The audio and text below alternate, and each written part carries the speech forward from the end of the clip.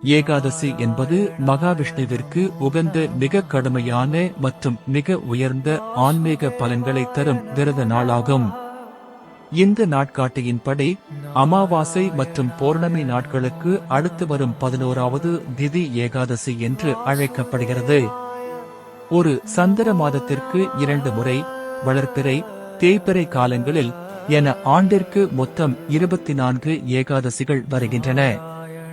ஏகாதசி அன்று முழுமையாக விரதமிருப்பது ஒருவர் இந்த ஜென்மத்திலும் கடந்த ஜென்மங்களிலும் செய்த பாவங்களை போக்கி முக்தியை மோட்சத்தை தரும் என்று பத்ம புராணமும் பாகவத புராணமும் கூறுகின்றன.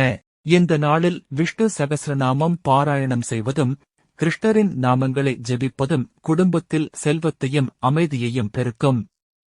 மார்கழி மாதத்தில் வரும் வைகுண்ட ஏகாதசி அனைத்து ஏகாதசிகளிலும் முதன்மையானது. அன்று பெருமாள் கோயில்களில் சொர்க்கவாசல் திறக்கப்பட்டு மக்கள் இறைவனை வழிபடுவர்.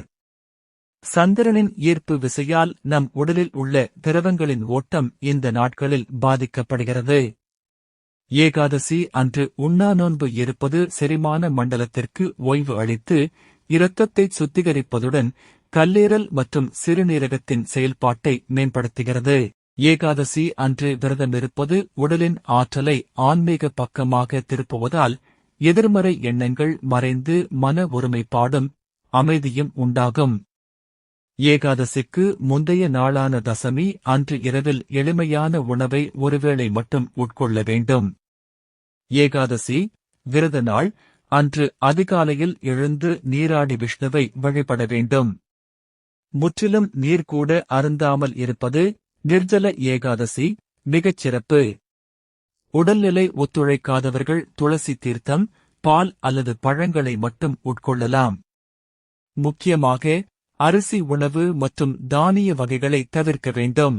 ஏகாதசி திதி நாளில் துளசி இலையை பறிக்கக் கூடாது என்பதால் அதற்கு முந்தைய நாளை பறித்து வைத்துக் கொள்ள வேண்டும்.